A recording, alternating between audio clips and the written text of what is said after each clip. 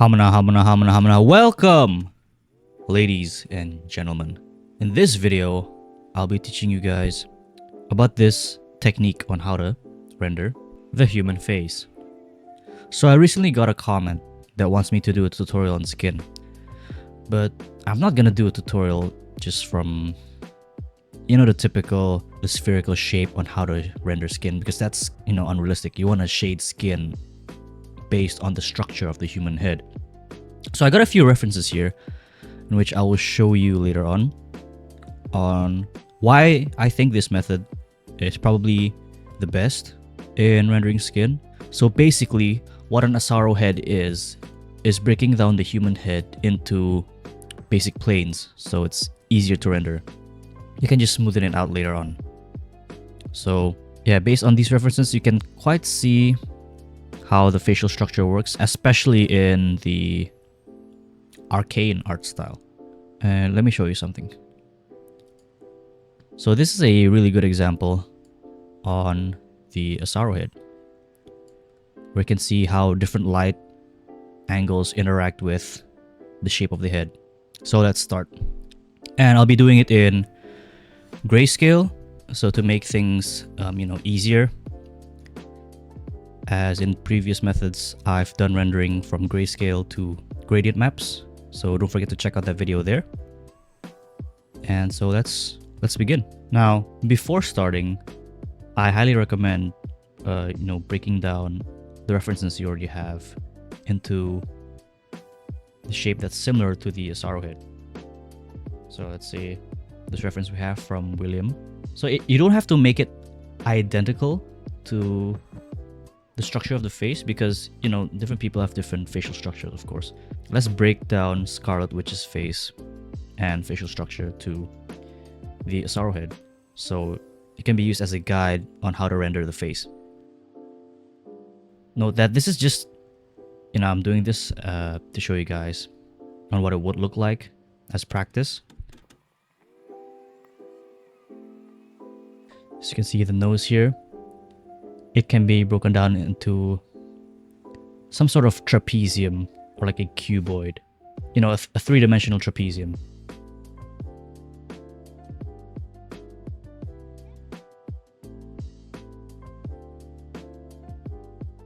So this can be used as of course, as mentioned before, as a guideline.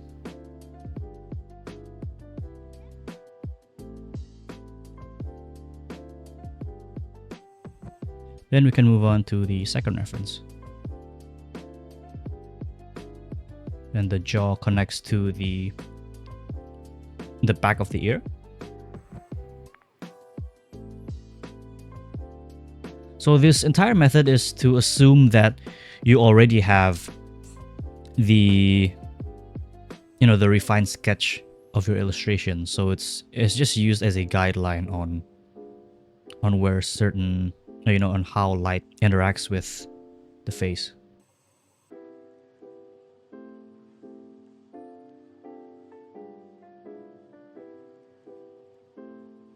The render style of this is quite bold, and it's not smoothened out, if you know what I mean.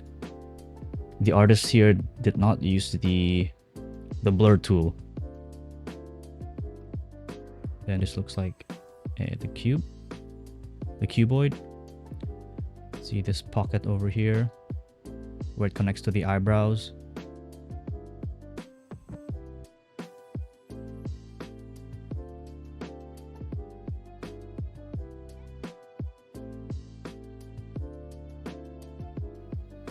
And that's pretty much how you break these down.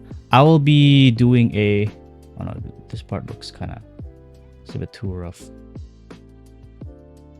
Let me fix that first.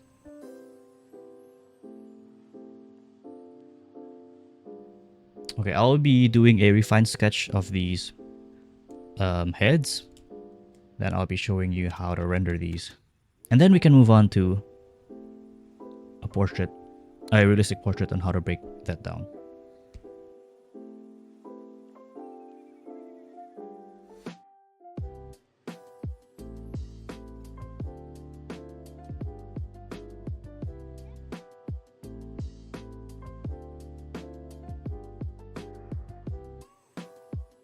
Then we can start breaking down the face. I usually like to start with the eye sockets.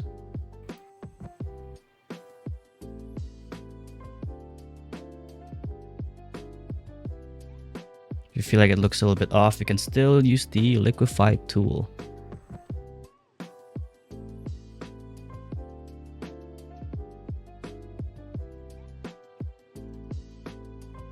Yeah, sure, it makes the character look a little bit old, but the lines aren't there, you know, to show. It's just there as a guideline for when you render. And you're gonna smoothen it out anyway, so.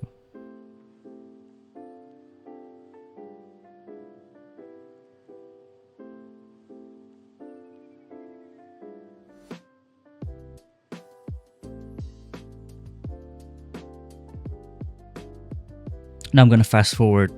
I'm gonna cut to once my refined sketch has been finished, so otherwise the tutorial is gonna be a little bit too long.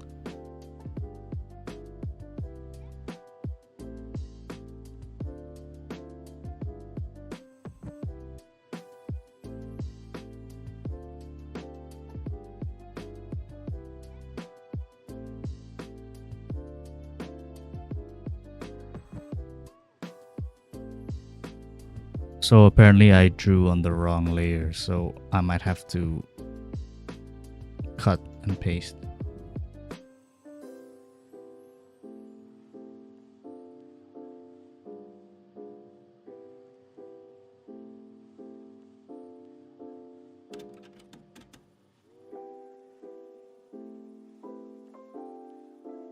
Okay, since we'll be only focusing on the head, I will not be drawing the hair. So by adding a new layer, you know, like usual, just add a flat color first. Now starting off with a reference here, just select a mid-tone, which is probably somewhere around here. Now I just noticed that this reference I used is AI generated, but I think it looks realistic enough to me, so I don't really mind.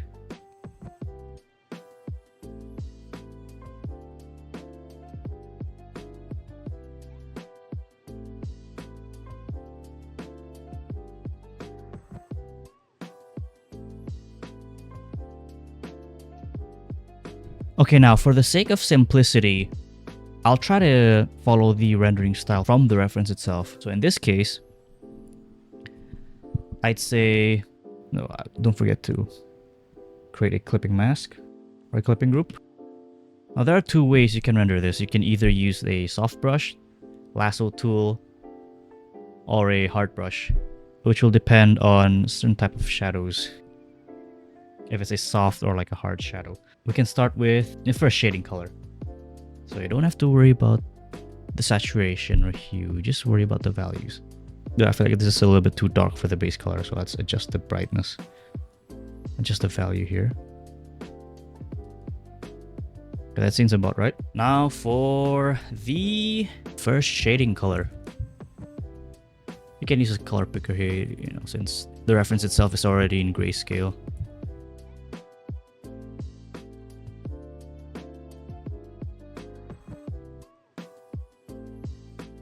Don't forget the eyelids.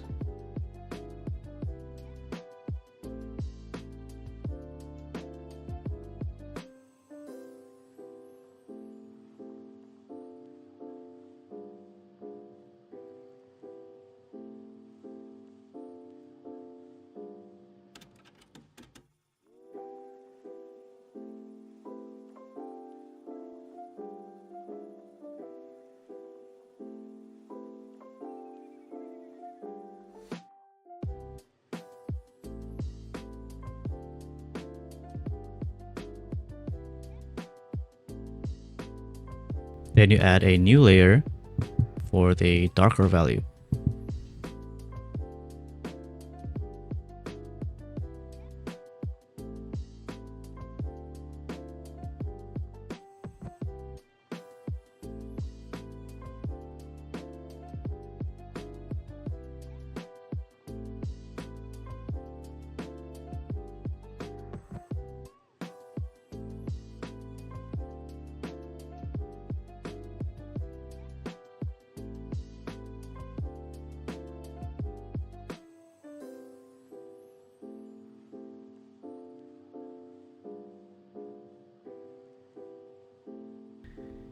As you can see, I'm pretty much doing the same thing using the lasso tool around the jaws, and then the darker shadows on the cheekbone, and then I use the airbrush to erase it from the bottom up like this to make the cheeks more defined. So it may not be exactly like the reference, but this is generally how it should go when it comes to shading skin or facial structures rather. And of course, don't forget the highlights.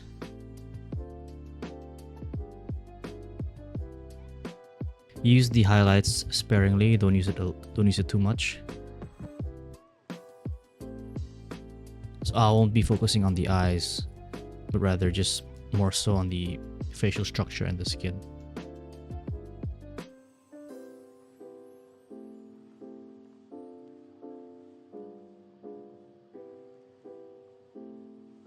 And once you turn off the Asaro Head sketch, that's pretty much how you render skin, using the Asaro Head as a guideline. But to turn these grayscale paintings into colors, you can just check out my video over here. Though the reference here on was this Scarlet Witch kind of looks odd. So let me fix that. That's pretty much how you render skin using the Asaro Head. As previously mentioned, I won't go too much into detail on the eyes, as I'll just focus on the the planes of the face. You can really tell from the cheeks, the nose, the lips, the chin, and the eye sockets. That's how you can, distinguish which parts you should shade darker or not. So for a recap, start off with the base, then you move on to the first shading color with, use some soft brush, some lasso tool, and then maybe some airbrush accompany with that, and then onto the darker shadows, which is the second shading color, and then onto the highlights. So this is basically just a basic way on how to render skin. This is not the complete and not necessarily the details for the skin. As for that video, I'll be working on it in the future. So that's pretty much it for this video. I didn't focus too much on the hair or the eyes, just focus solely on the facial structures as I said before. And I hope you guys can render skin, more efficiently from this method, as well as accompanied by the gradient map technique. So that's pretty much it for the video. Thank you guys for watching, and I hope to see you guys on the next video.